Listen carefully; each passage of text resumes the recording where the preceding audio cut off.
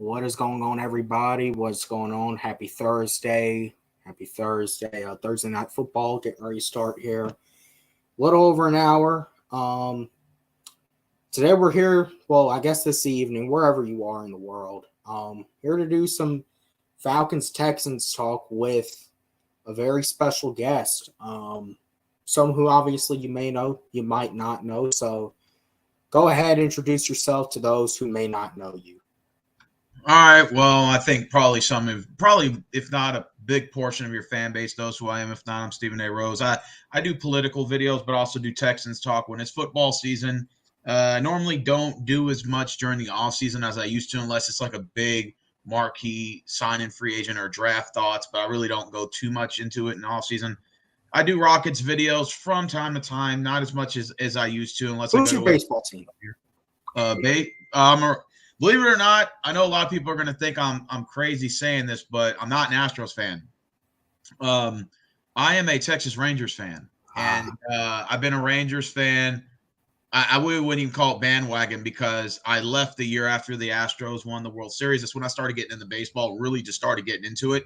And I just always been a fan of the Rangers. And I love the Texas Rangers. And we've never made the playoffs before, except for this year for the first time since the 2016 season. So I'm looking forward to this run. We just won a 2-game series against the y'all demolished Tampa Bay Rays. Yeah, we beat Tampa Bay in their house twice and only allowed one run, I think, in that game. We completely dominated them. We're looking forward to playing the Orioles tomorrow at noon. Yeah, that's going to be a great series. Those are two upcoming teams. Obviously, going into baseball talk for a second.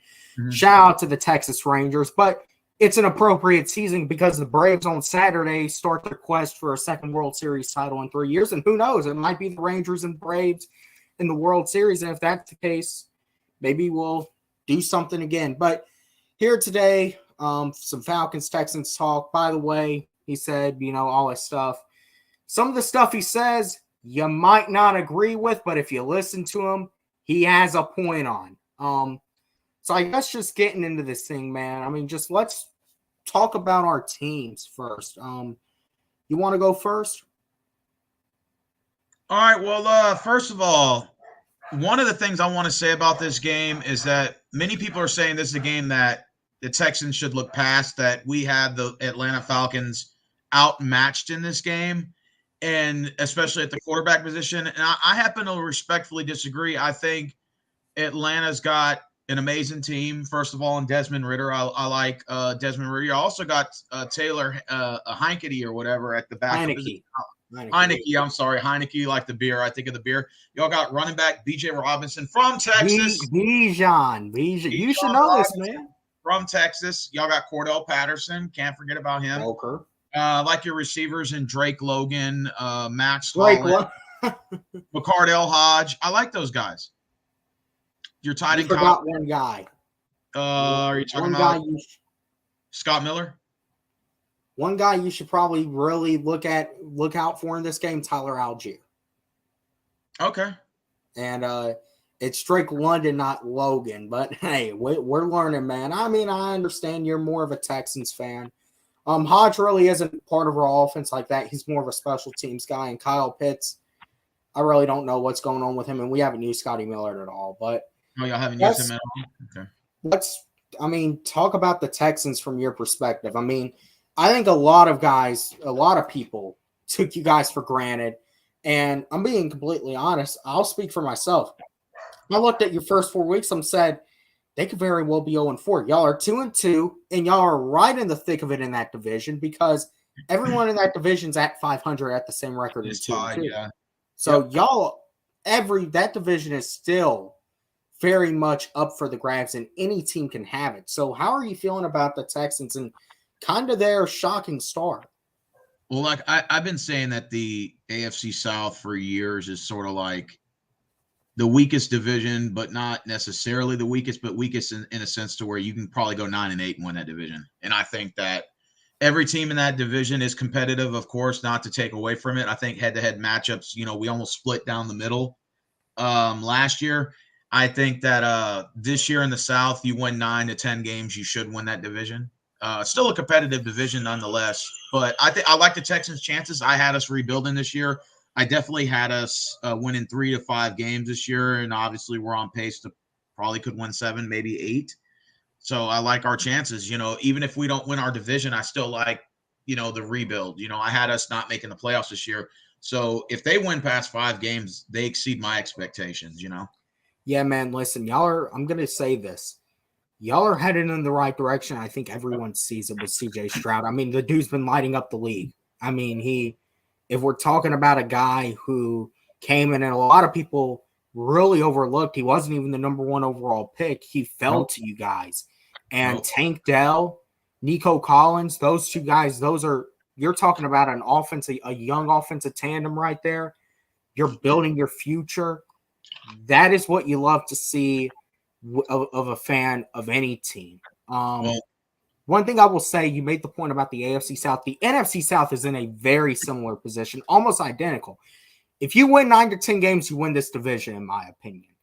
And I think we can still definitely win it, but I think this Sunday is a big game for us. But go ahead.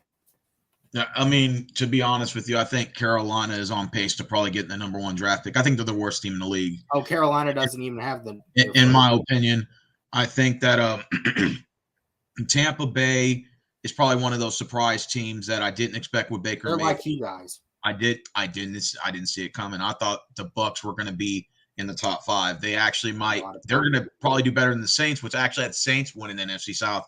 The Saints probably might hover around 500. It looks like Derek Carr's playing with a hurt shoulder. I don't know what the expectations of Desmond Ritter's arm mechanics are with the Falcons the rest of the year, but I think the Falcons could go 8 or 9 wins and still win that division, because I think Derek Carr's been humbled down to I think he's been humbled down now, Derek Carr. I think he's playing with a hurt shoulder, but they're not saying anything. I think the same thing you're seeing in Cincinnati with with Joe Burrows. And I think Atlanta can take advantage of that now. I think other than maybe Tampa Bay in your way, I think Atlanta could probably at least minimum come up second in that division maybe. Let's see. Prodigal Hill says Desmond Ridder is going to have to tighten up on those turnovers. I have the Falcons and Houston in the playoffs. Oh, that's interesting. Yeah, Ridder has to tighten up. Shout out to Brandon Rodgers. Yeah, I think let's talk about I'll talk about Desmond Ridder for a second, and then I'll give you a chance to praise CJ Stroud. Yeah, go ahead. Desmond Ridder is a guy I want to believe in. I really do. We spent a 3rd-round pick on him. It's not every day you come around in the NFL, 3rd-round pick, and turns into a guy who can be your quarterback for 5-10 years. With Desmond Ridder, is he going to be that? I'm not saying that. I think a big part of Desmond Ridder's game is I really honestly feel like obviously he has his flaws, but you have seen promise at times. But these past 2 weeks, it's been very rough. He was going up against, you got to give the Detroit Lions credit, but last week versus Jacksonville, that was a very, very winnable game if you actually look at it. Jacksonville did not play good at all, but it's also, I feel a part of it is how you set up Desmond Ridder. Now, Desmond Ridder, some of these, like how he threw that pick 6 and he just had Matt Collins wide open, you can't do that. But it's how you set up this young man to succeed. It's how, because you have to, obviously our bread and butter is the run game. You can't be going out and putting games on Desmond Ridder's back at this point, especially when you have a run game. Let Desmond Ridder get accustomed to the NFL, and yes, he's going to have these games, but you can't continue to do this, especially when you're in a position where these games are winnable. Now, hopefully the jitters are done with, and we can see Desmond Ridder show improvement. But also, I think there's a big sense that if Desmond Ridder doesn't turn this thing around fast, he probably is not the answer long term. Marvin had something to say from Facebook Live. He says, He says the only problem, Steve, is that we haven't won in Atlanta ever. We're 0-2 all time in the Georgia Dome or whatever they call their new stadium now, and we got blowout losses in both games in 2007 and 2015. Ouch. Well, that sucks, Marvin. That's well, we haven't beaten the Steelers in 13 years, and we beat them last week, but we've never won in Atlanta. That is true. We're 0-2 all time. We did get blown out in 2007 and 2015.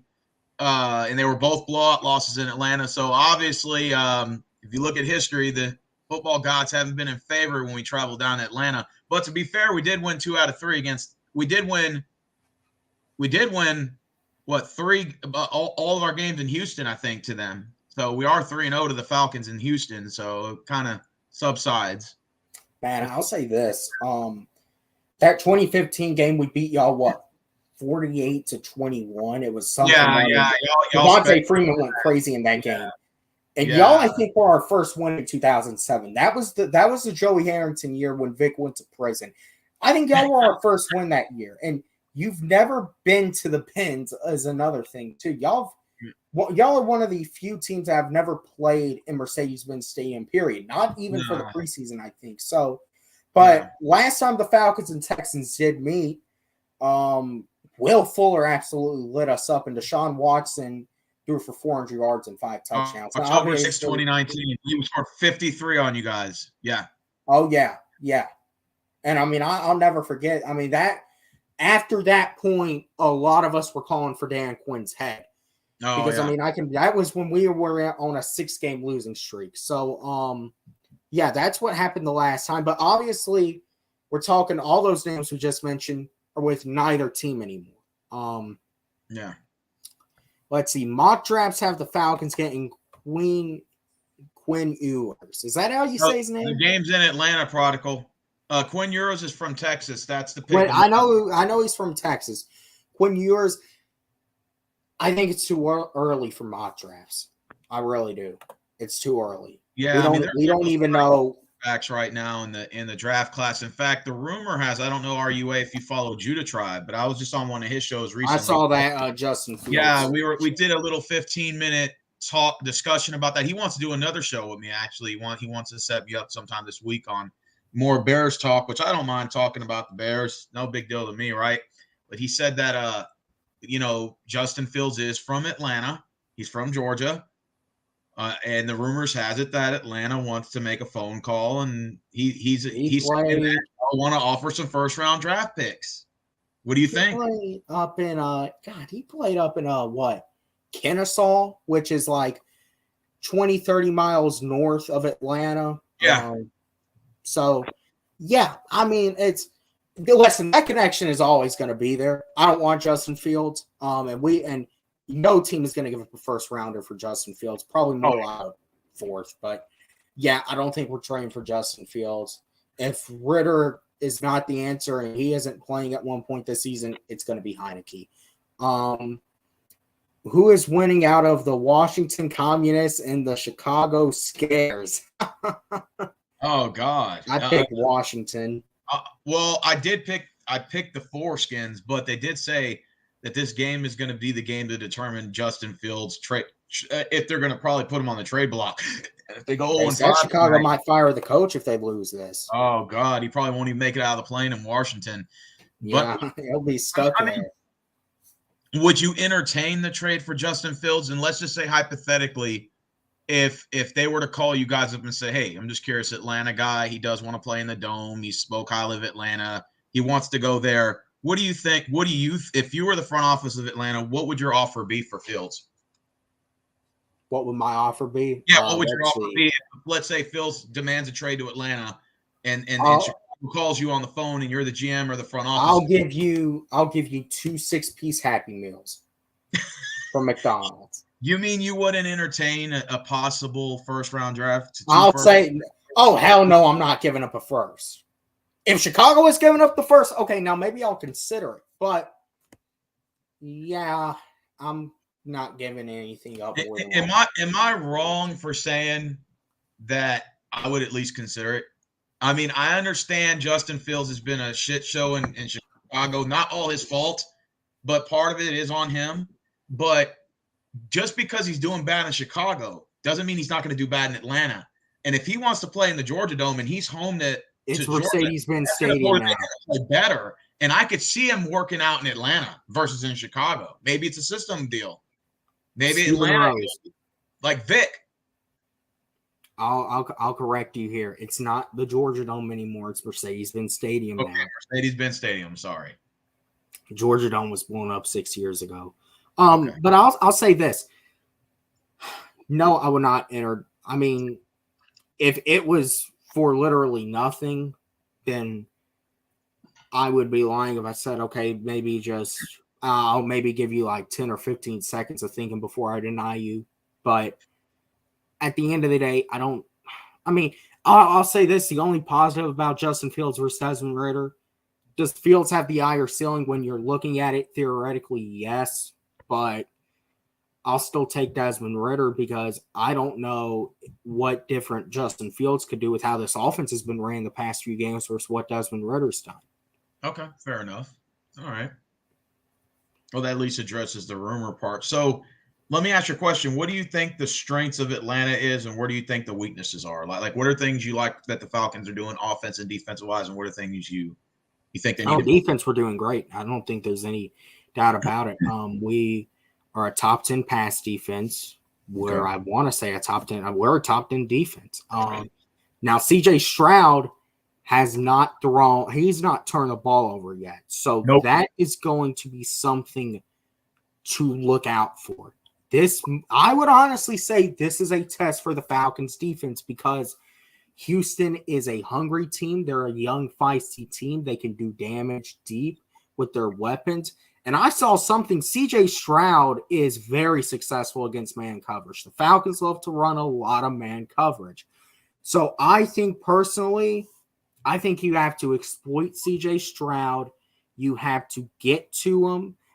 Because the thing is, we're getting pressure to the quarterback, but we're not finishing it off. We're not getting these sacks. We're not doing what we need to do to finish off those sacks. But overall, that's the only negative really about the defense. We let up one big play a game. Typically, that's what it is. We're letting up one big play a game. So I could very well see that happening here. As far as the offense goes, I haven't liked Nan shit about it these past 2 weeks. And obviously we got Bijan Robinson. You can't be giving Bijan the load 25, 30 times a game, which we haven't done that yet, but it can't get to that point to where if we want to win, we have to do that. I have not liked how we've set up Desmond Ridder. Now, also Desmond Ridder has to get better. He has to show improvement because if he doesn't, he could be out of here before the end of the season in favor of Taylor Heineke. I said this. I'm going to give Desmond Ridder until the bye week. I'm feeling generous. I'm going to give him until the bye week, and I'm going to see how he does. If he is continuing to do what he's done, especially last week versus Jacksonville going into that bye, yeah, it might seriously be time to consider make a change. But right now, he is our guy. And you have to set him up well to win. I think this is a big Tyler Algier game from what I'm going to say. And you're looking for a balance on offense. That's going to come naturally. But I think definitely if you follow the Falcons, you know we can run the football.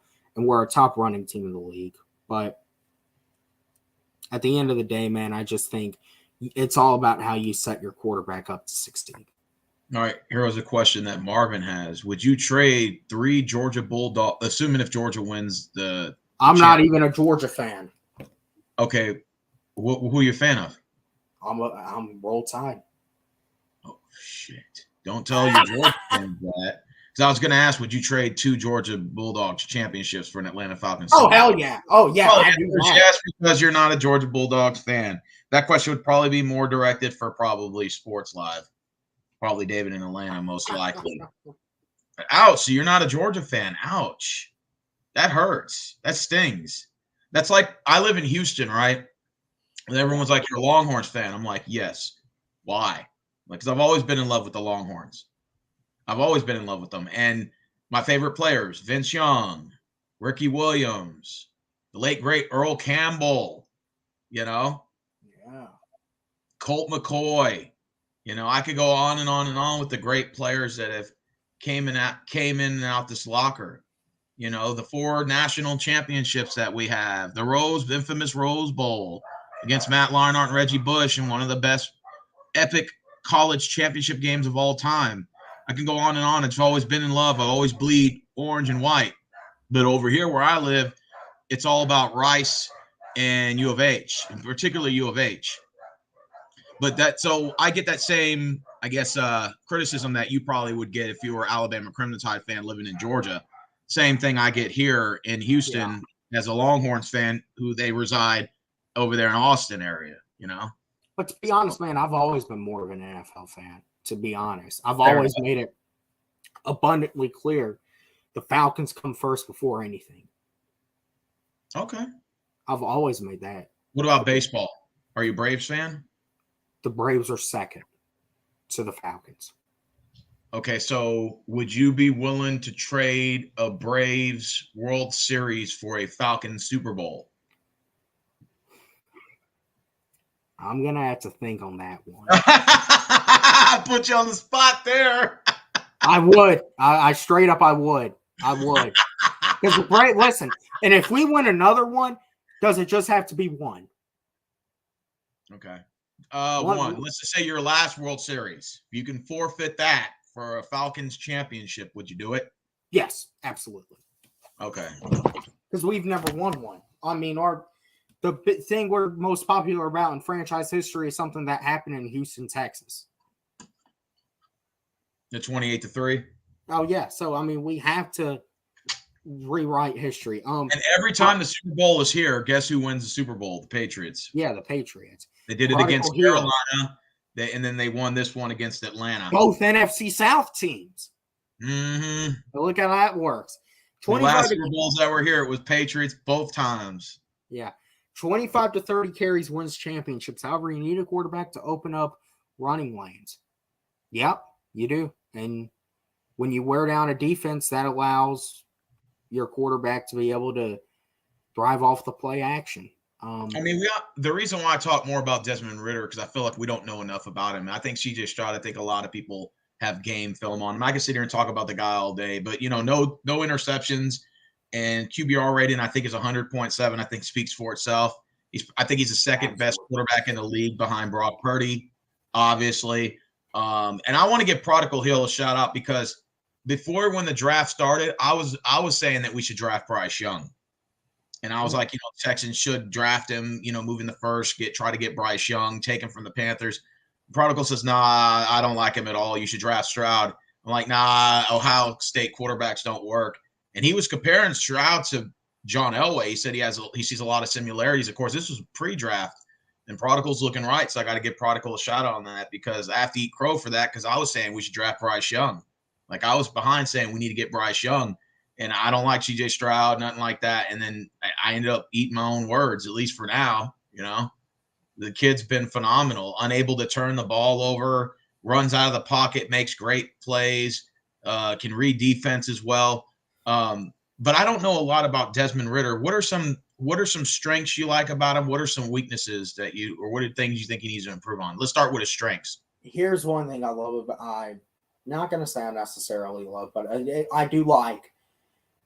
He doesn't seem to be really concerned about the outside noise. He seems to show at times strong mental strength, but that's also what leads into his weaknesses because I kind of feel like that's inconsistent.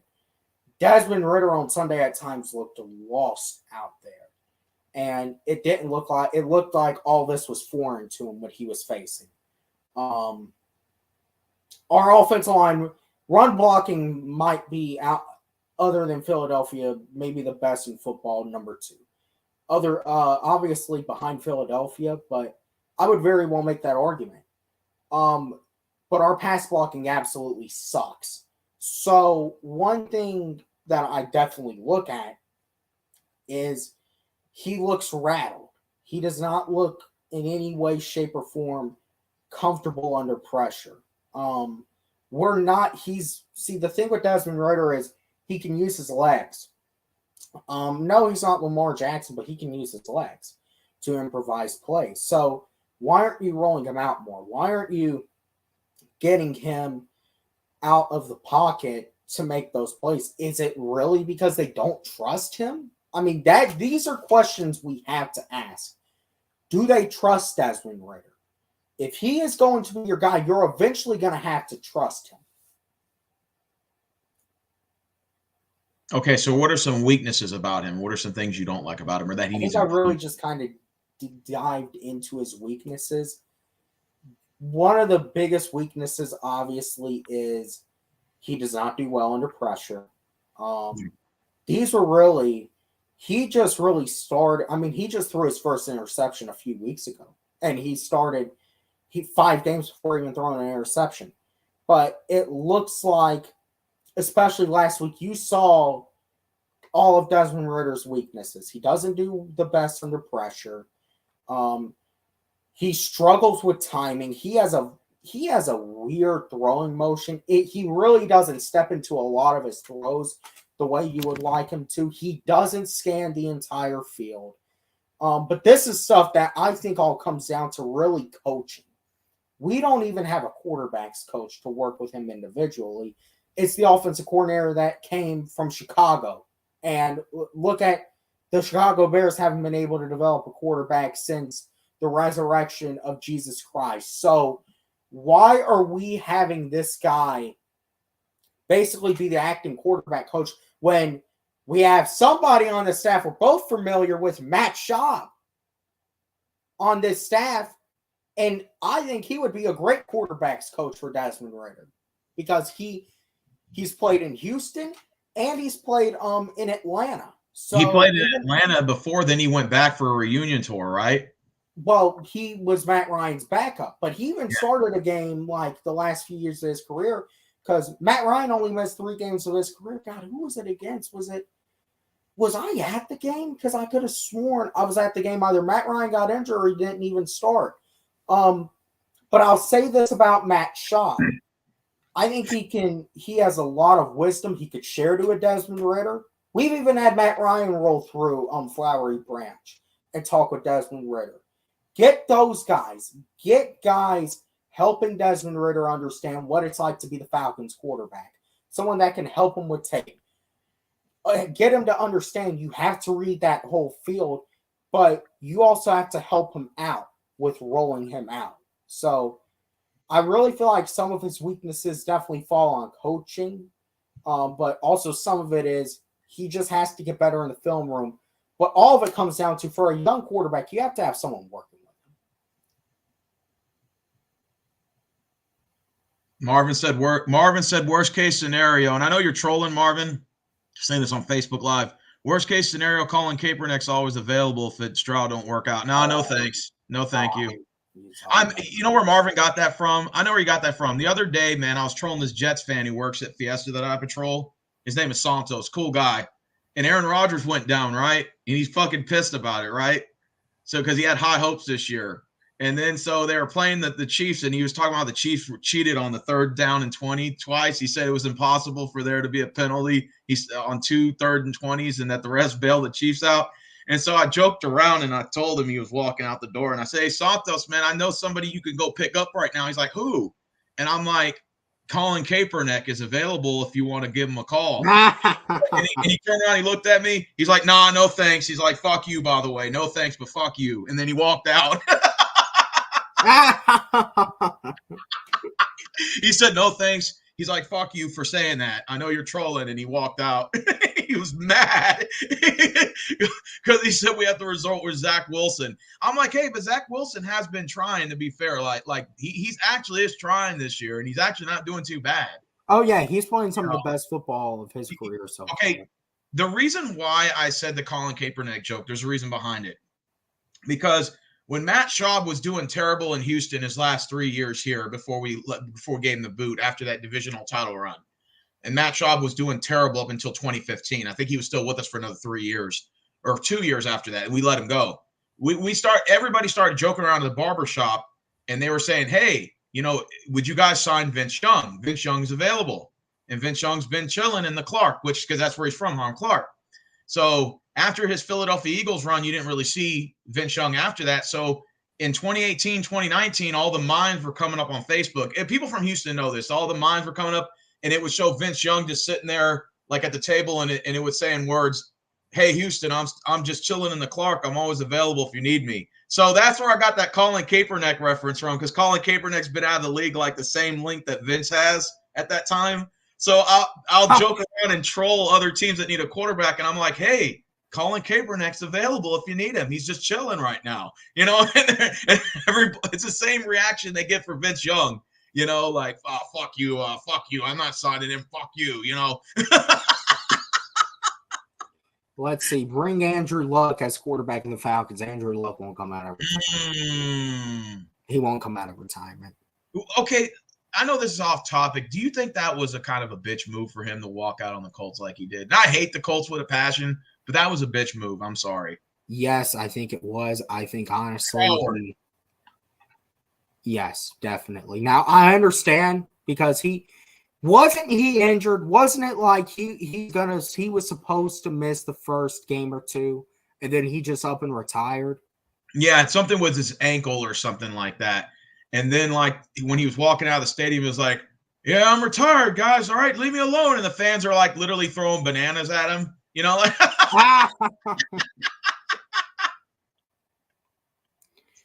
But to be completely honest, also, it was maybe he checked out of the game of football. Yeah, because what it was, he announced his retirement before the last preseason game, and he showed up. It was literally during the game. Yeah, and then as he was exiting, people were like throwing ice and throwing fucking, you know, like the bottle gate with Cleveland. They were throwing it at him as he was walking out of the stadium. Oh, I would have picked up the biggest chunk of ice and threw it at him, you know? Yeah. I mean, I think on one hand it definitely was a bitch move. On the other hand, the man was beaten up, and I don't know if he was. So I guess on one hand it was a bitch move. On the other hand, I guess you got to respect him, because at least he was man enough to say, "Listen, I can't do this anymore. I'm not going to let my pride get in the way of me and this team, because all I'll do is." I think that's what. Even though one thing I think you got to look at: what if that never did happen? He'd probably still be their quarterback today. Interesting. So what's the next thing you want to talk about, man? Let's talk about DeMeco Ryans, man. How do you feel about him? Well, at first, I you know, other than the fact that it was another DEI hire, you know, of one-year black head coaches over our head, I figured, well, is this going to work out? And DeMeco's been, you know, he's had familiarity with this team. You know, he used to play for the Texans for 5 years, I think from 2006 to 2011. So he's been with this team for 5 years, and he's had a great run here in Houston. I think he was with us on one of our playoff runs the first time, and then after that he left and went to another. I forgot where else he went to. Philadelphia. There you go. He went to Philadelphia shortly after, and you know, DeMeco Ryans was over there in San Francisco, doing his thing over there for a while. I was a little bit edgy at first. And, you know, the hype that he brought here and saying we're going to have a wonderful draft and this, and that, and focus on team needs. You know, I felt like the last 2 or 3 years, our front office, Nick Cesario, has been hitting golden on our picks, especially in the trenches, addressing our defensive line. You know, Whitney Merciless retiring, J.J. Watt no longer here, that sort of ordeal. We lost, DJ Reader, of course. You know, Kareem Jackson left the team. Jonathan Joseph went to the Titans and then retired. So, you know, he was able to replace a lot of those pieces, because we were like lacking in the cornerback position. We were lacking at the safety position. I felt like we filled a lot of those voids up. And so we've been doing fairly well in the draft, I would say. Since 2020, we have 27 players in our starting rotation, which is the second youngest team in the NFL behind the Arizona Cardinals. And I just think that our front office has been doing a good job. And then appointing DeMeco Ryans, I think, has been proven so far to be the perfect hire. I just hope that he lasts the whole time, you know, 3 to 4 years, whatever the contract has him out to be. But I definitely don't. I'm not all for head coaches getting fired after 1 year. So I hope they've learned after 2 years of doing this that, you know, not to do that again. Even if DeMeco doesn't have a successful season this year, I still say let's keep him around. He's familiar with the system. I think him and Nick Cesario are a good 1-2 punch combination, and I just get him better. Yeah. I'll say this. First of all, I love what Terry Fontenot has done with this team and how he's built it up. I love how he built up the defense this offseason. And initially, when you're looking at it, you kind of roll your eyes at 3 straight skilled players on offense. But realistically, looking at it, okay, it makes sense. And you've gotten solid pickups on your offensive line. Yep. You've gotten solid pickups in the trenches through free agency and later in the draft. Obviously, some guys.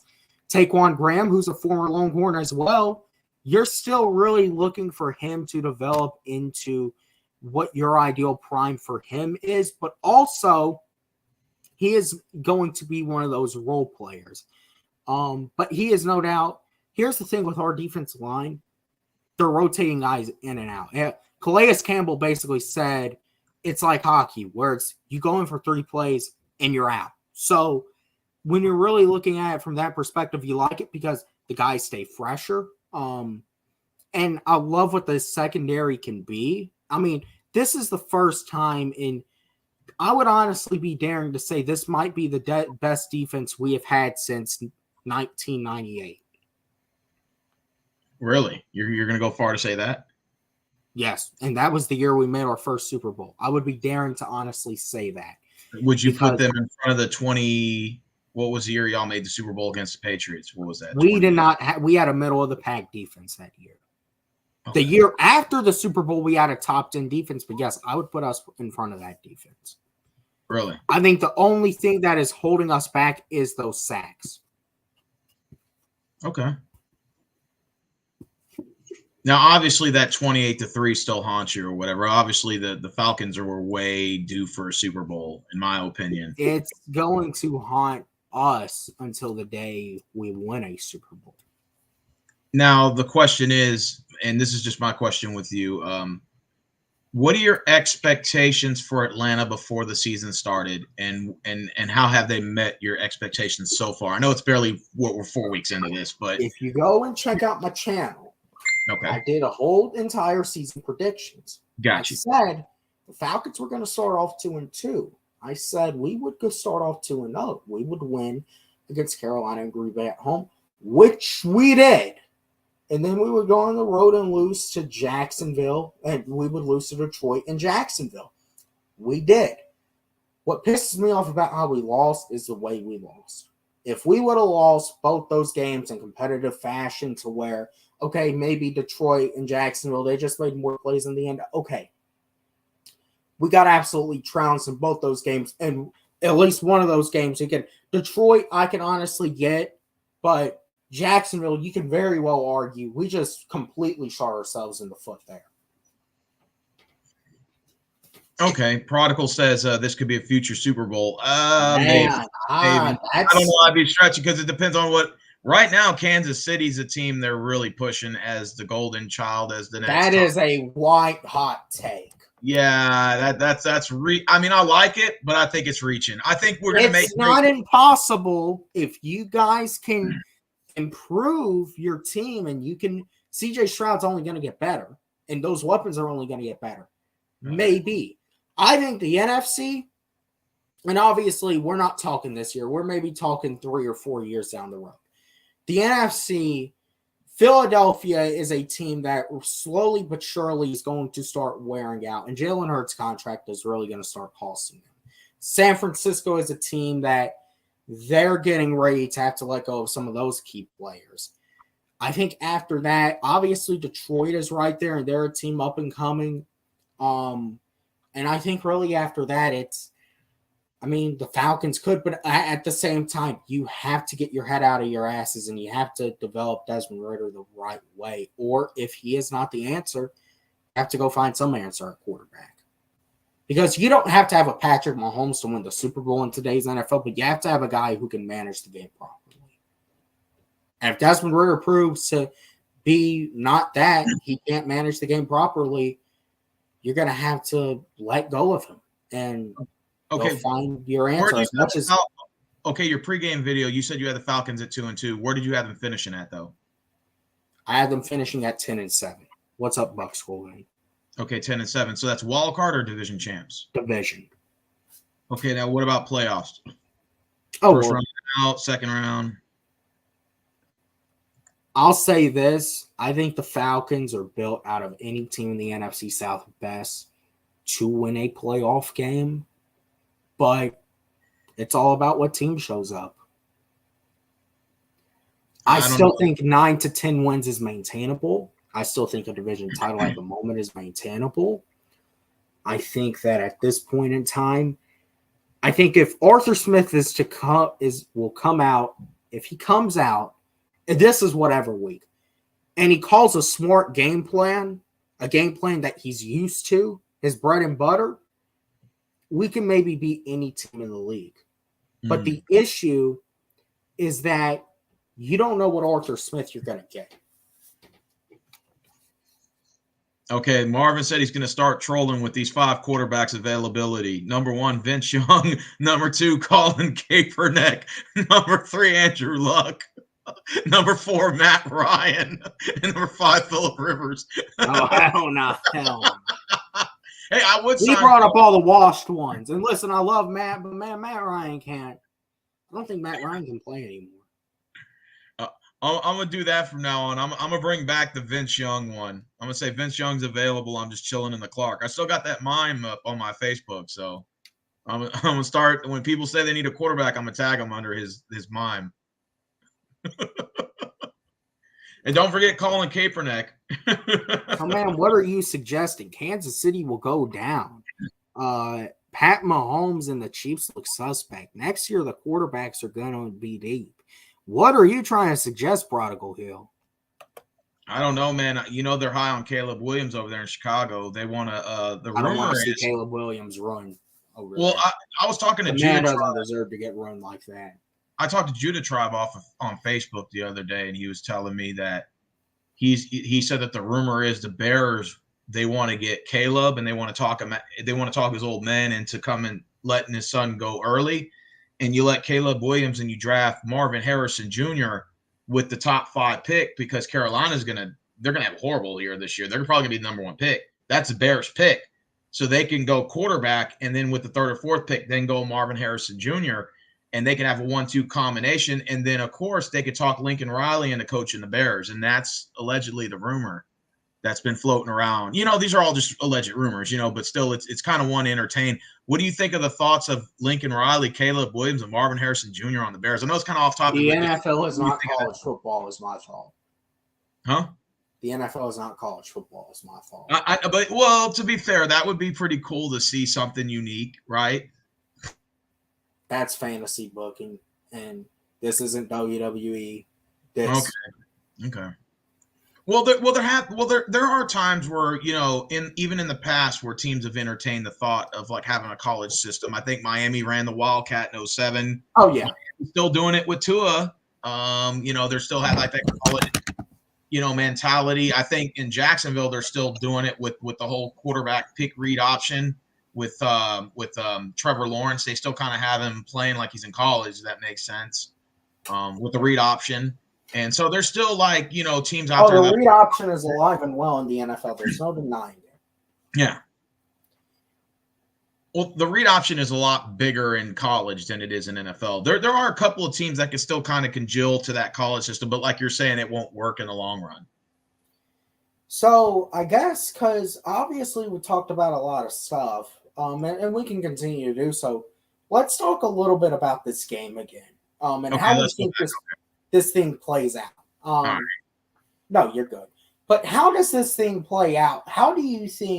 What do you think the Texans, I guess, first of all, how would you expect this game to go? All right. Well, like I said in Judah Tribe's stream, because he asked me the same question, and I think that this game is going to be in the minimum in the 20s because I think Desmond Ritter and Stroud is very capable of each throwing for 200 yards, at least minimum in this game. Yeah. I think the question is, it's going to be who wins a turnover battle. That's going to be a biggest question mark there. Can the Texans O-line continue to pass, to continue to run block so that Pierce can get the runs that he needs to get? Is Atlanta going to be able to put any sort of pressure on CJ Stroud that's going to force him to make bad throws or whatever, to get the 3 and outs, to get the stoppage? And then most importantly, it may come down to matchups. I think in this one, like one of my favorite matchups, I guess I'm going to see is Nico Collins going up against either Jeff Okude. I can't know if I pronounce his name correctly. Jeff Okude. He'll be going up against AJ. He'll be going AJ. up against Okay, so AJ and Nico. That's going to be one of my favorite matchups to see for this particular matchup. Also for like Atlanta, some of the guys that I follow that I do know of is like, of course, Bud Dupree. I love Bud Dupree. He's amazing. I also like Trey Flowers, but I don't know if he ever really plays. Does he play much? Trey Flowers has not had a good season so far. Okay, all right. So to be fair, he hasn't. But I want to see he was how Jeff Okuda's replacement. Okuda's back now, so I'll tell you who's a beast on Atlanta's defense that I love. Man, it's 2 guys. One is y'all's left defensive end. What's his name? Calais Campbell. And the other one is your right defensive end, Grady Jarrett. Like, I love him. Yeah, those are Monster. Yeah. That's it, man. That's it. That's your locker room leaders. Mm-hmm. So I'll say this. I definitely think that this is going to be a test, obviously, for our defense. I think for our offense, I'm going to go ahead and say I definitely think you lean into that running game. I think that's what it comes down to. You have to win time of possession. You have to keep the Texans really off the field so that – because I will say, I would honestly probably say this is the best defense CJ Stroud has faced other than the Ravens all season. Okay. I would be willing to say that. So who's Atlanta's biggest target on offense that you think that Desmond Ridder needs to – I mean, obviously he's going to go to Bijan Robinson. Obviously he's going to get some carries. But in terms of like offensive weaponry, who do you think that the Atlanta's biggest like weapons will be on the field in terms of receivers? I'm going to ask you about your cornerbacks first. Okay, go ahead. So, I mean, and obviously D'Amico is a linebacker guy. He played linebacker. But how are your corners? And tell me a little bit about your linebackers too. Okay, do you want to go to my corners first, safeties and corners, or linebackers? Let's just talk about the DBs first, and how you think. All right, our defensive backs. So you want to go to our linebackers first? Defensive backs. Oh, okay. Well, like for example, like I'm gonna say first we'll go to corners, right? Corners and safeties. Steven Nelson's had an interception every game. Dude's a lockdown, shut down, small man's Revis Island. A guy who's very undersized. He's probably around the same size as Kareem Jackson, but the guy's got a lot of toughness, quick agility. He's been everywhere on the field, and this guy has averaged an interception every game. He's got 4 for the season. Jalen Petrie, another guy at our free safety position, who's very good. Jimmy Ward, another good one. Our left cornerback, who's actually going to be. I saw Jimmy Ward throwing some shade at our offense. Oh yeah. It's going to get nasty this week. Yeah. He's been firing worse. Shaquille Griffin's out. So we're probably going to have either Alex Austin in, or we're going to have Kadir Holloman in. Or we might have to move Tavir Thomas to the other side. Tavir Thomas probably going to have to play left cornerback position. Steven Nelson on the right. Ooh. So, yeah. And like I said, Derek Stingley Jr. is out, so that does help you guys. He's on injured reserve. 6 to 8 weeks. Yeah, he's out 6 to 8 weeks. So he's out for some time. But our linebackers, Denzel Perriman is back, a beast of a linebacker. Blake Cashman, I think, has had 2 interceptions for the season already. Christian Harris from Bama, who we got that I really like. Oh, yeah. Shout out to Christian. And then, of course, our D-line, we got Sheldon Rankins, Jonathan Greenyard, which he's supposed to be our next Whitney Merciless, excellent pass rusher. Malik Collins, even though I think he's questionable for this particular game, so we'll probably have to put Jerry Hughes on the line. And then, of course, Will Anderson Jr., who's just a complete beast. You know, this is kind of Will Anderson's homecoming. He went to Dutchtown High in Stockbridge. Really? Like 45 minutes from the Bend. So, yeah, he's going to have his whole family there, I'm sure. And like I said, as far as receivers are concerned, if you're to look out for anybody, I'm gonna tell you this right now: Nico Collins, Robert Woods, and Tank Dell are just monsters. Especially Oh Tank. man, I forgot about Robert Woods. Yeah, that guy has been just. That guy's just been. This is a test for our defense. Robert Woods has been a beast, and he did nothing in Tennessee. But since he's come here, he's been on second and third down conversion. That guy's been making big plays up the middle. And so you definitely don't want to find yourself on a 3rd and 15. He's up the middle looking open for a pass on his own coverage.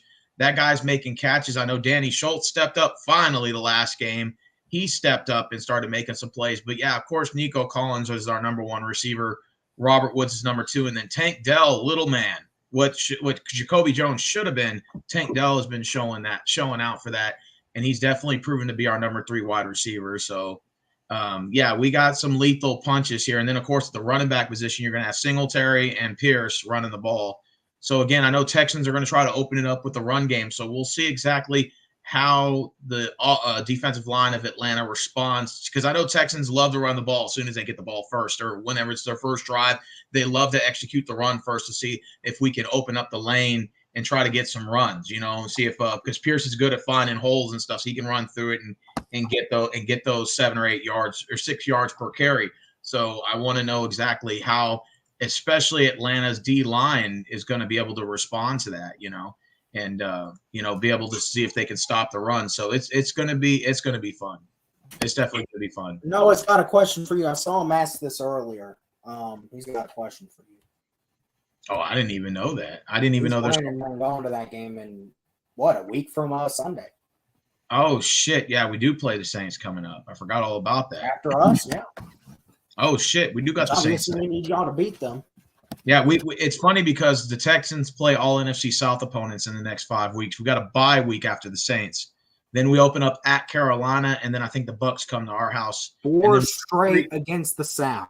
Yeah, we got 4 straight against the South in 5 weeks.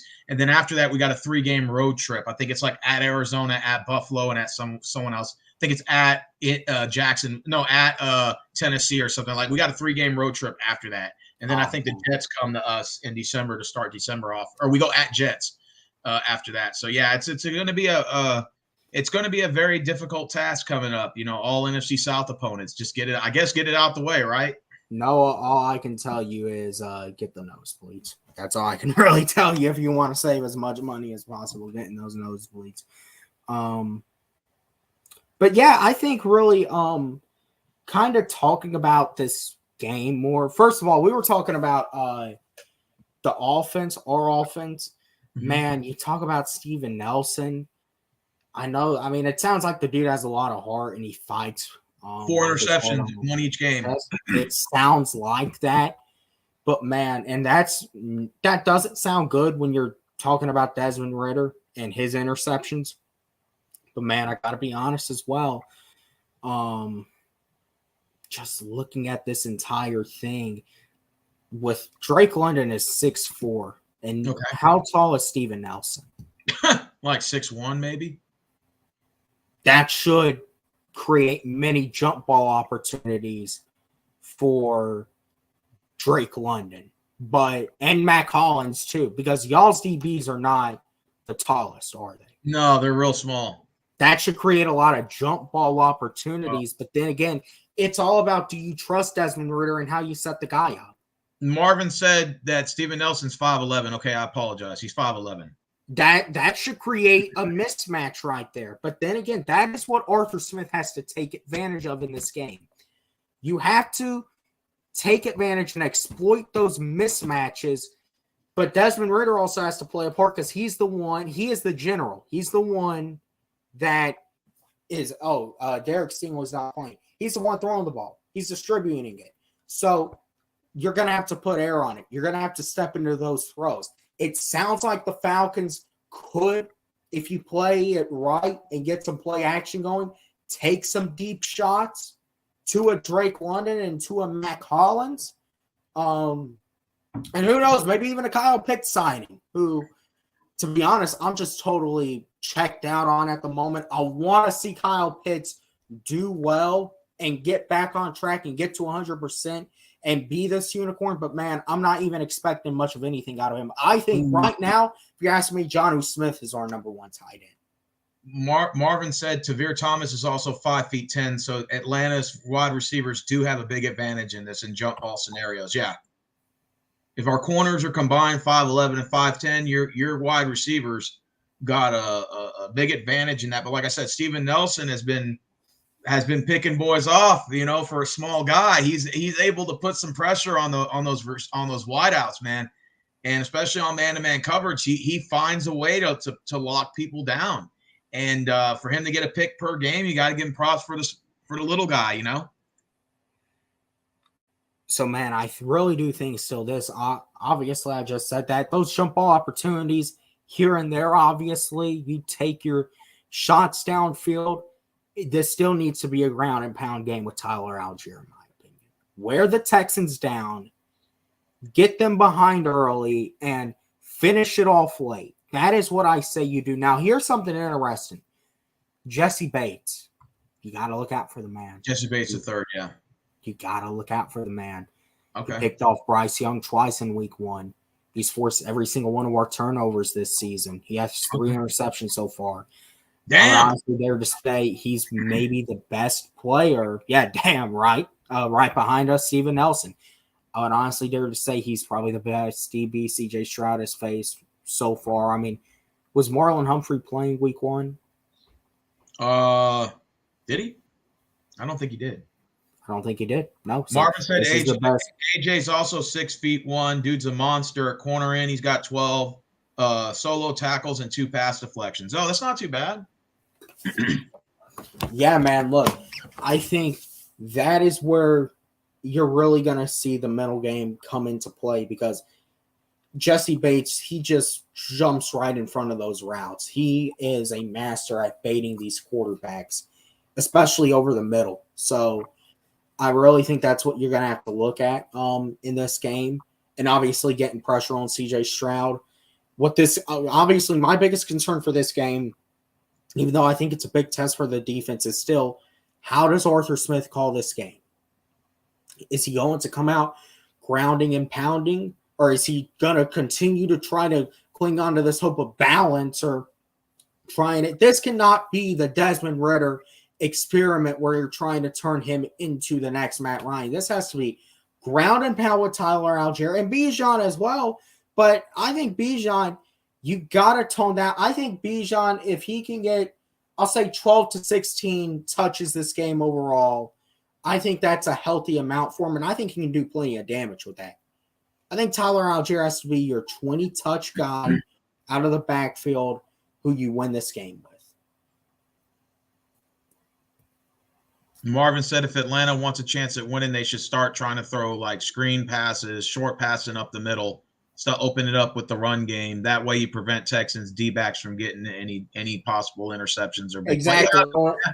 I don't understand why we haven't been doing that. I mean, because teams are stacking the box. So why aren't you just trying to go out and throw the little bubble route, throw the little hitch route, the little screen here and there? Because I'm telling you, because a guy like Jonnu Smith, a guy like Kyle Pitts, Bijan, Drake London, they should be able to get at least nice 10, 20-yard gains off of that.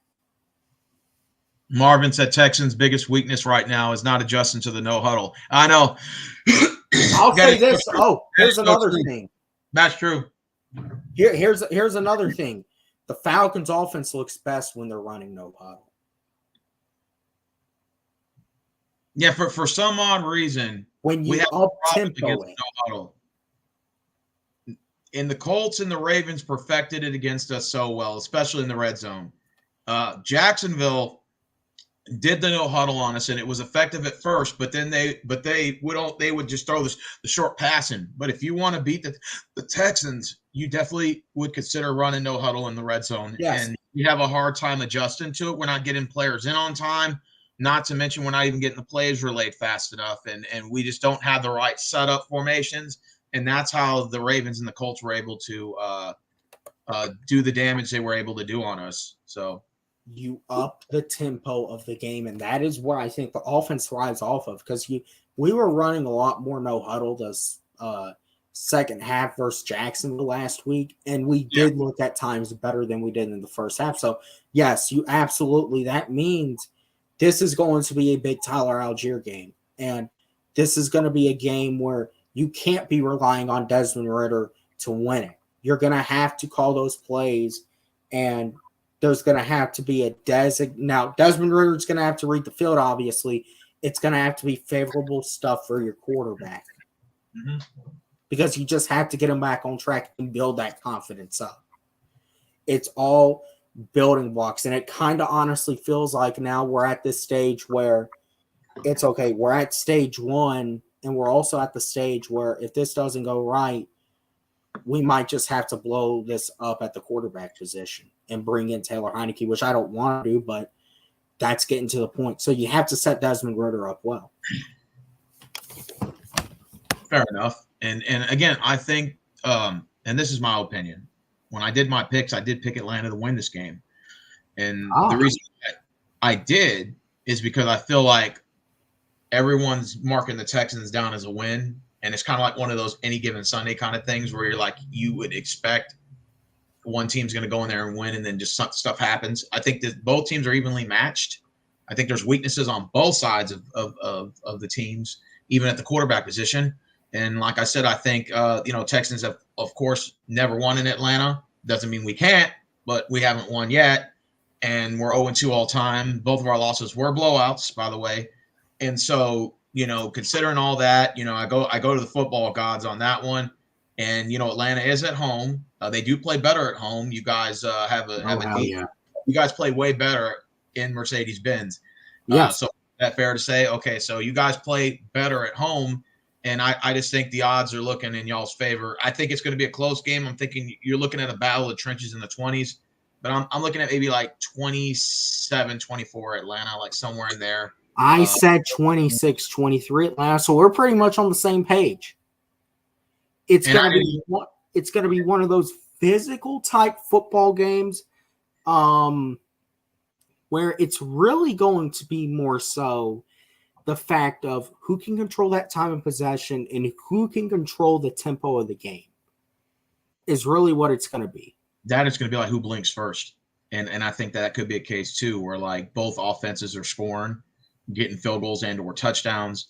And then it just comes down to who blinks first, right? I don't know if it's necessarily going to be a who scores. I think if the Falcons want to win this game, you come out early and you get it going on offense, and on the defensive side of the ball, you can play just good enough to where in the second half we can put you guys away, but it's going to be tough to do so, I think, because I do think you guys are going to stick around. So I'll say 26-23 Falcons. Fair enough. It's gonna be a close one. It probably I could definitely see this in some ways being a back and forth game where it comes down to whose defense can get the stop. Really. Okay, so, that's a fair way to look at it, yeah. Is there anything else to cover about this game? I mean, I guess I can go over a few more pointers. Okay, so as far as your offense is concerned, what is the strategy for your – because I think that's for my opinion, if you were to ask me what is the Texan strategy, the strategy they're sticking with is pound the run first and then open up the lanes on third down on complete, third and long scenarios or third and short scenarios. What is Atlanta Falcons strategy going to be? Are you going to run first? Or what do you think it should be? The damn ball. Run the damn ball. That is what the strategy should always be. Especially in this game, I've said it on video. This should be a Tyler Algier game, man. I mean, come on. You can't be wearing Bijan Robinson out all the time. You save Bijan for those important spots.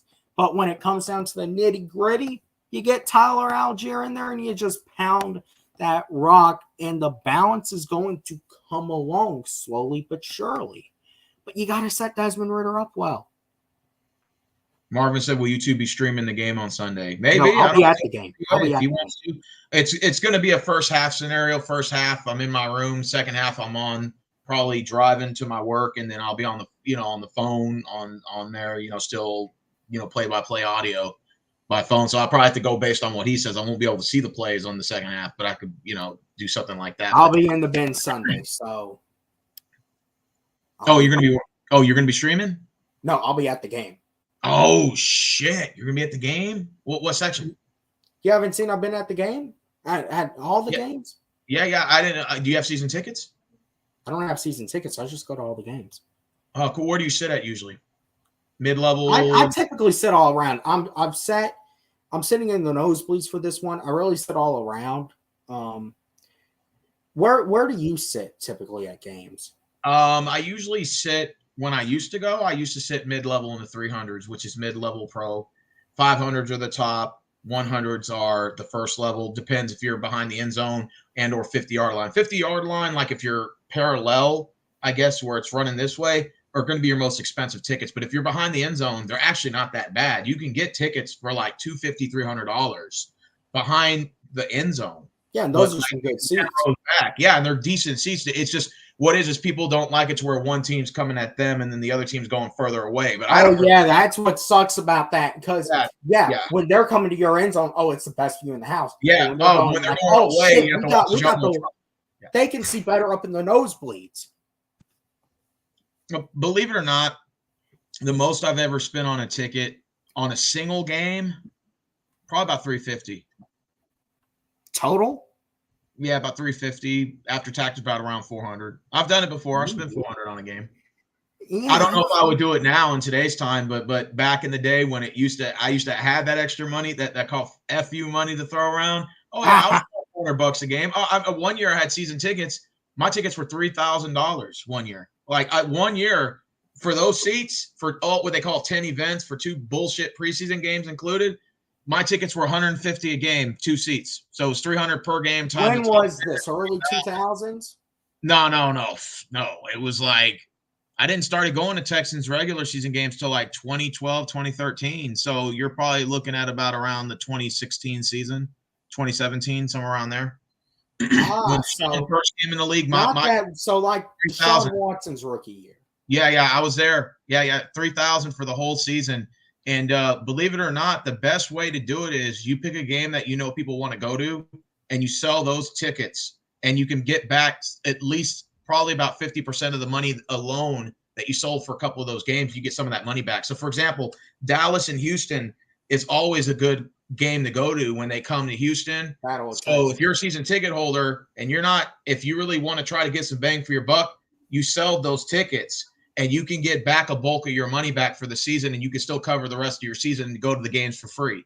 And it just sells, but you have to give up those tickets, which is no problem to me. I don't mind doing it if I can get my money back.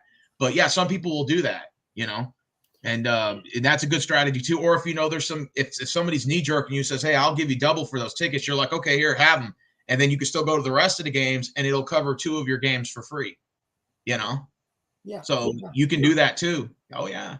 It makes sense. I'm one of those that I just like being at the game. Yeah, me too. Because to me, it's always, and obviously I think COVID, changed some of it, but on one hand, man, it's there's nothing like going to a game.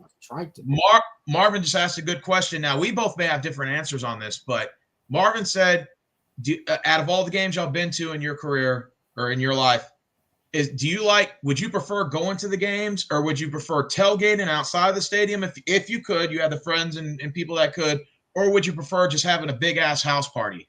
Oh, you want to go to the game? Go into the game easily. Okay. So you like that fan experience by the end zone and all that. Oh hell yeah. Well, I'm gonna be honest with you. I've been to enough Texans games where I've been to the playoff games against Cincinnati Bengals, so I've had playoff experience at home. I've been to both games where we won. I managed to go to some Texans season games, and I can be honest. After going to so many of them, I can be honest with you. I don't still have the same urge to go. It's not because I'm not a fan. It's just the traffic is terrible. Houston is the 4th largest city in the United States. Going to NRG Stadium, which used to be Reliant, up 90 and Kirby and Mumworth and all Mumworth Drive and all that, and going down 90, 610, that loop is extremely busy. So if you're going to the game, you take the interstate. Mm-hmm.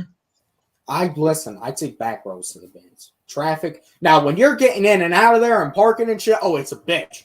Oh, yes. And then, like, when you're all around, like, you're getting out of the stadium and you're getting on, like, Marietta Street and all that, and they're all still partying, yeah, it's a bitch. But once you get, like, past a certain point, oh, shit, that's a deep completion. DJ Moore, he's going to get that, like, inside the 15-yard line. The game just started not too long ago here. I'm going to say with once you get past like all the courthouses were like they're doing all the bullshit with Trump, which we know is bullshit. But we can talk about that another time. Yeah, another time, yeah. Oh, okay. Marvin said, are there any games you guys can remember where it was hell going to the game or hell leaving and something bad happened to you? Oh, I can name one instance. Okay. Okay, I'll go first. Okay. It was raining extremely bad against the Raiders, and their owner had just died. What was his name? Who was the owner of the Raiders? Al Davis passed away, right? Oh, Al, yeah. Al Davis passed away that week, and we were playing the Raiders. The Raiders were coming here, right? So Al Davis died, and on the last play, the Raiders only played 10 guys on the field, right, to honor it.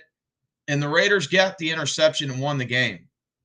I remember I grabbed my cup and I slammed it on the fucking ground, my plastic souvenir cup, and I slammed it. So I raged so bad in that game. I started stomping up the stairwell, and I lost my footing, and I twisted my ankle, and it just completely like kind of like it tweaked like a little bit, but enough to where it started swelling a little bit.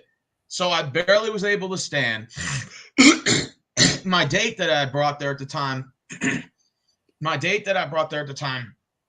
Was I'd put my arm around her and she had to help me out of the stadium. Oh shit! You did this with a girl with you? Here's the worst part. I ain't gotten to that yet. Here's the worst part. This was in 2013, I think. And then it started raining really badly. And it was raining so fucking bad. Was this the 1 o'clock game? Yeah, I had to walk in the rain. So we're walking in the rain. All my paint washed off of my face. And I had to walk all the way down Mumworth, about a mile down the road while it was still raining. And then I had to make a left onto Main, sit at the damn donut shop, wait for my peoples to come get me. And we were completely drenched, soaking wet. Everything was destroyed in my pocket, bro. Everything. Paint washed off of my face. My costume was all messed up. And my ankle was completely swollen for like a week. That was the worst time ever. And people joked around and said Al Davis was in the game and he was the 11th guy. And I was like, just to throw insult to injury. What about you? Do you have any memorable moments going to a game? Yeah, I don't really have too many. I mean, listen, for the most part, it's kind of just been, I will say there was one time, it was a few years ago. The car was having trouble, so the people I was going with, it was kind of, but we got there and everything was fine. I'll say probably the worst experience on DJ Moore touchdown. Would you look at that? I will say the worst experience I probably ever had at a game was last season in Charlotte, Thursday night, because it was pouring. I was soaking, and we got our asses kicked. That was the worst game we played all year. Mm-hmm. And then you had to leave, and that doesn't have a dome. So that was the first NFL game I've watched not in the bins. That was my first away game. So and we lost. So it made it that much worse. You motherfuckers really made me come out here and watch this shit for 3 hours in the rain, and you lay a fucking egg like that. Marvin said, have you ever been to an Alabama Crimson Tide game? No, it's off topic, but you mentioned you were a Bama fan. Have you? No. I would like to go. I would definitely love to make it. How much do those tickets run for, do you know? Man, I don't even know. I could pretty assume it's an arm and a leg going to an Alabama Crimson Tide game. Yeah, Marvin said, do you think Alabama's making the college playoff this year, or do you think it's over once they had the one loss? Listen, I think, honestly, Alabama, we haven't – I mean, we're – with Nick Saban, man, you never know. I mean, if we can get to the SEC championship against Georgia, because Georgia doesn't look the best either. I think anything can happen. So that's kind of where I'm standing with Alabama. But right now, man, I still think it's kind of – I mean, obviously the big hype, and I've been following it too, has been Colorado and Dion. Oh, yeah. We know they're not doing – They've already lost 2 games, yeah. They'll make a bowl game, but that's been the big hype. But, man, I just think it's – I don't know with really college that much because – do you think Alabama gets to the top 4 this year? Because this is the last year for the top 4. You are aware it's going to top 12 next year. Oh, yeah. I think that would all depend on if we win the SEC championship. Okay, before we go, who wins it? Let's call our final scores out. You said 26-23, right? Yes. Okay, I'm going to say 27 – or what did I say? 27-24 Atlanta. So we both agree Atlanta's going to win. Call a prediction, Texas OU. Who do you got? I know you're not a big college game, but if you had to pick, it's a Red Rivalry shootout. They're both 5-0. Both teams look Texas, Oklahoma. This is this Saturday at 11 o'clock. Where is it at? Well, they play every year in the Cotton Bowl in Jerry's World. I mean, not Jerry's World, but the Cotton Bowl in Dallas in Fair Park. Ooh, that's good. Yeah, they always play in the Cotton Bowl every year, but they'll switch home and road. So it's both congruent to their distance. I'm gonna go with Texas. I think y'all got Ewers, y'all got Sarkisian. I'll go with Texas. Yeah, that it's going to be something about this Oklahoma team scares me this year. They got a high prolific offense. Their quarterback Gabriel is phenomenal. Great running team. They got awesome receivers. This OU team reminds me of the OU team I saw in 2015. They are very dominant, and I think whoever wins this game gets in the playoffs. I think the loser is going to be out. And then that's my opinion. And I think because this game always has big playoff implications. The only thing I hate, but I understand why they do it, is why we play so early in the season. It's always after, we're always after the 5th game we play in around October 7th. I'm hoping maybe in years to come they'll push the date back to at least Halloween.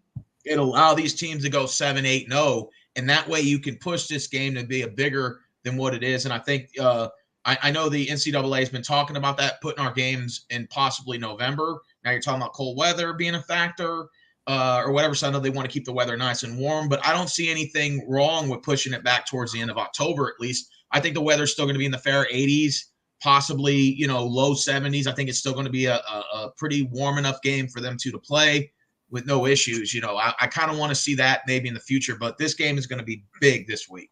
Big game. Yeah. Definitely. Probably the biggest game in college football this week. Marvin said, why they play it so early? Oh, because they know if they put the game on Saturday night that people are going to come drunk to the game and start fighting. So if they put it at 11 o'clock, they know no one's going to be drinking. Who the hell is going to want to drink at 10 a.m.? No one. So that's the reason why. It's to prevent fights at the game. And so they want everybody to come, and it to be a clean game, fun matchup, 11 a.m. You got to be there at probably 9 o'clock in the morning. Who the hell is going to want to drink at 9 a.m.? But if you push that game towards 6 p.m., 7, everyone's going to show up intoxicated that game. There's going to be a lot more fights. That's why they've done that. They have the game. So I guess we've pretty much covered everything. I mean, is there anything else you want to add about the Falcons? Okay, one more. We'll take one more question and then we'll clear it up. Marvin said, "Who is Alabama's big matchup? Is it Auburn? Is that y'all's kind of rivalry shootout?" Okay. Yes, the Iron Bowl. Is that why they schedule y'all late in the year? I think it's the last game of the year, week 13. Yeah, rivalry weekend. Y'all go at all. I mean, listen, and I think this year we're in Jordan Hare. Man, that's anything can happen in Jordan Hare. So where is Auburn located? Auburn, Alabama, Jordan Hare Stadium. Oh, I didn't know that. I did not know that. How far are they from you guys? Like Bama versus Toluca? They're like what, 2 hours? But for me, it's only about like 2 hours for me. So I probably won't, but I could go to that game if I really wanted to. Marvin said, to be fair, not to be critical of you guys, but going to a college football game has a better atmosphere than NFL. Oh, I'm pretty sure it does. There's nothing like going to a tailgate in a college game. I've tailgated when the Longhorns came to Rice, and I tailgated outside Rice Stadium, and it was beautiful, man. Rice Stadium is actually really nice. And guess who goes there? JT Daniels, 6-year senior from USC. He made that school actually pretty decent this year. He put them on the map. Won some big games. They won at U of H a couple weeks ago. But yeah, anyways, man. I think we pretty much talked about a lot of football. Yeah. Man. You got to go as soon, or maybe you want to stick around because I want to talk about something with you. Maybe just for a few minutes. I mean, I got all the time in the world. I didn't want to make you feel like you were having to be on here forever. That's because I thought. Oh no, it's fine. It's fine. I mean, I can talk another hour if you want. It's up to you. Yeah. Your channel. No, I mean, we'll go off stream and then we'll talk about it because it's kind of going off topic. Okay, got you. Yeah. Okay. So, with that being said, that's pretty much all it is. 26-23 Falcons, 27-24 Falcons. So we're both picking the Falcons. I think it's going to be a trap game. And I know Marvin said, how did you say it was a trap game? I think you guys, a team like y'all are due for a loss, but also I'm not taking you guys lightly in any way. You guys are a threat. You should be treated like one. And if we make the same mistakes we made the past 2 weeks, you can win. What's the Vegas odds on this game? Do you know? Marvin's asking. Man, I got it. Let's look that up before we go. That's a good question. Let's get that spread. Yeah, look that up. We were favored by 2. Yeah, man. Let's do it right now. We'll both do that. We'll see race to who gets it. Let's see Vegas odds. What is I want to know the point spread on that game? Yeah, on the Falcons Texans. Falcons. Let's see. Gosh, it says we're 2-point favorites.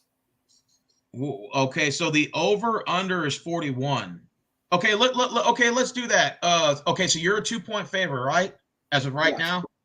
Okay, and the over-under, it says, is 41. Is that what it says on yours? Yes. Okay, so let's go ahead and play the point spread. Okay, so Falcons by 2, so that means you pick Texans, you start the game up 2-0, according to the point spread theory. Okay, so we'll play a little game. Okay, I guess we'll go up. I'll go first.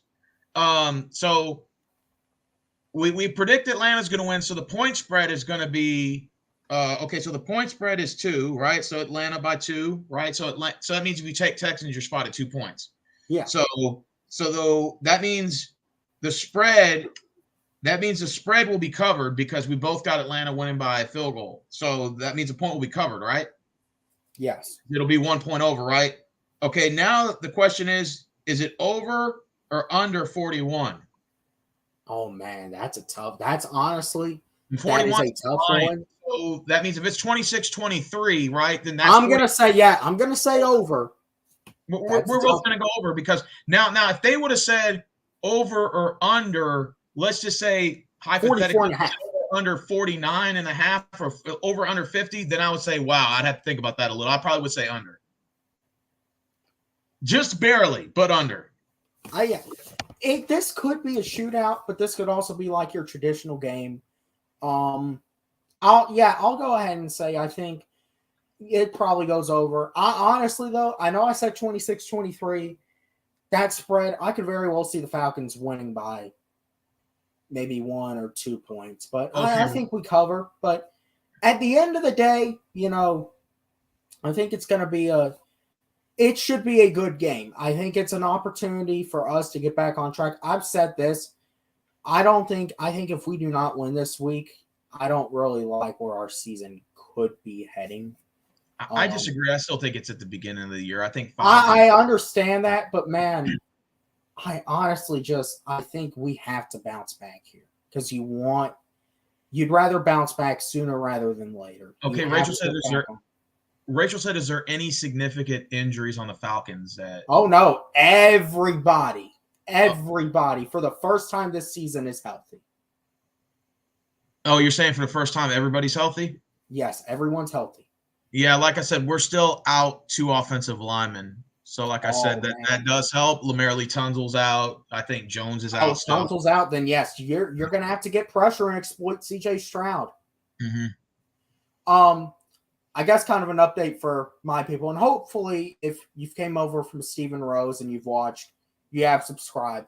I do plan on doing the preview and predictions video Friday because obviously we talked about the game. I still plan on doing that. And I'm probably just going to do that every Friday now because I think instead of doing it Wednesday when it's still kind of shallow, we'll know more about the matchup, more about the injury report, how everything stacks and lines up.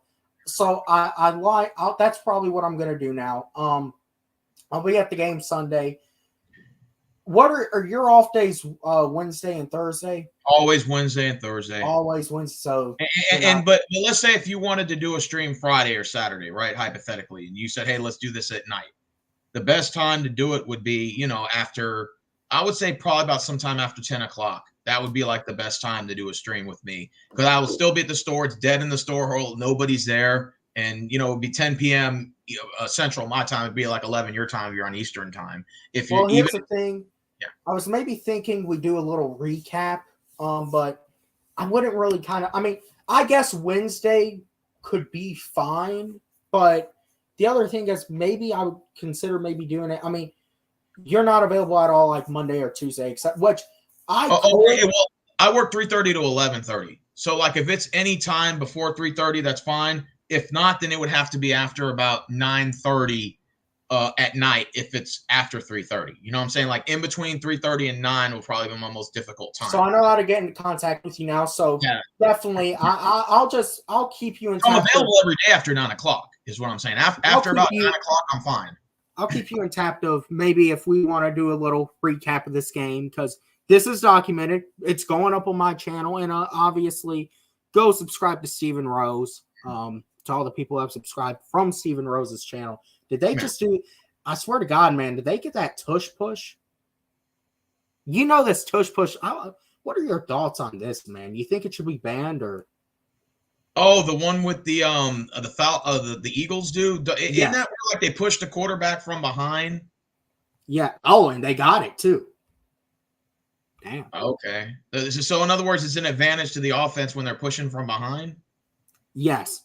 But I'm going to tell you what makes it really work is your offensive line, and particularly the center for Philadelphia, which is Jason Kelce, I guess known as something else now with all the BS we've seen recently, but with the Kelce's and who. But I'll say this, I just really think that you have to give credit to Philadelphia, and not every team can make this thing work. Why don't they just make a rule to where you can shift your defensive line altogether and then put all the linebackers square behind the defensive line, and that way you can sort of counter it, like a goal line? That would be a smart. That would yes. Yeah, go ahead. That would, I think, definitely. There has to be a way. Someone could definitely find out how to stop it. But, man, right now, with Philadelphia, it looks unstoppable. Yeah. I think what they should do is line them up in goal line and put all your linebackers and D-backs right behind the defensive line and push them.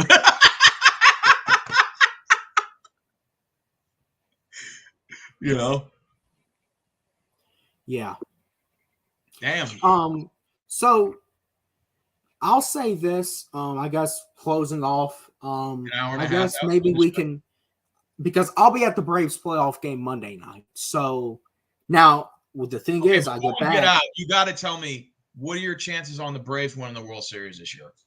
Man, before we leave, you got to give me a little Braves talk, just a little bit, 2 minutes. That's fine. Oh, well, let's go, man. Let's go. We got Marvin said he wants to know if the Braves are if this year Braves is going to win the World Series. We should. If this season does not enter the World Series, it's an absolute failure. But man, I'm going to say this.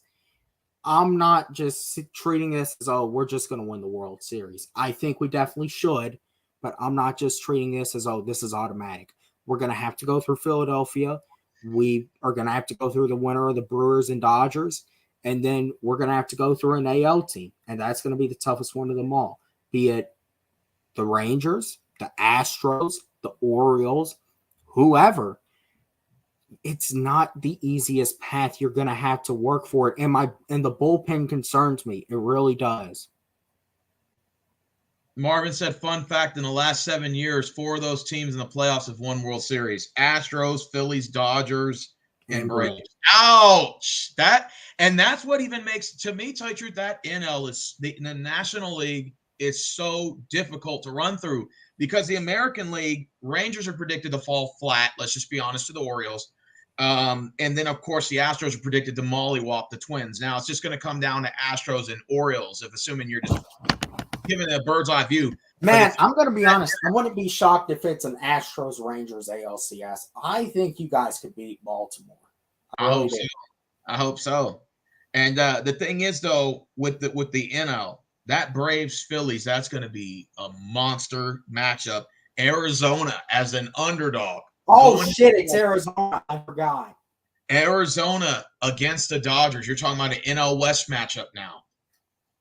That is going to be nasty. And then Braves and Phillies are what in the same division too, right? Yes. No, AL East. Philadelphia knocked us out last year.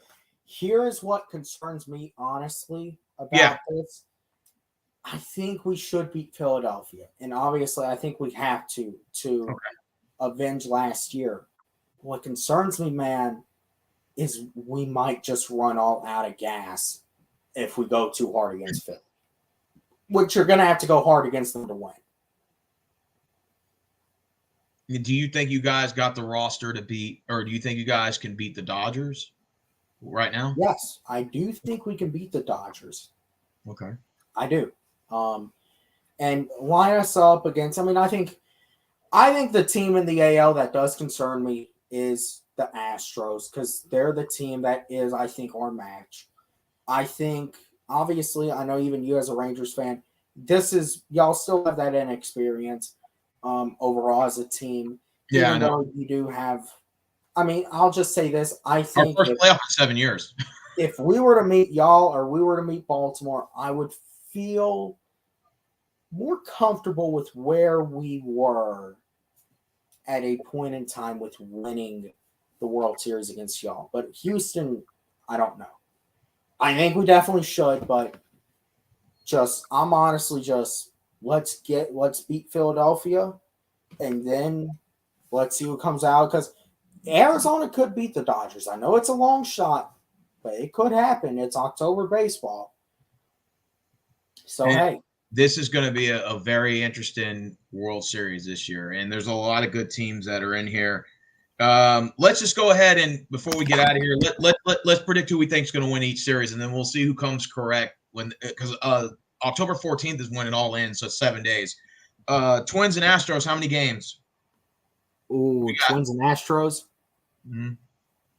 Oh man, I'm definitely going Astros. I'll say Astros sweep them.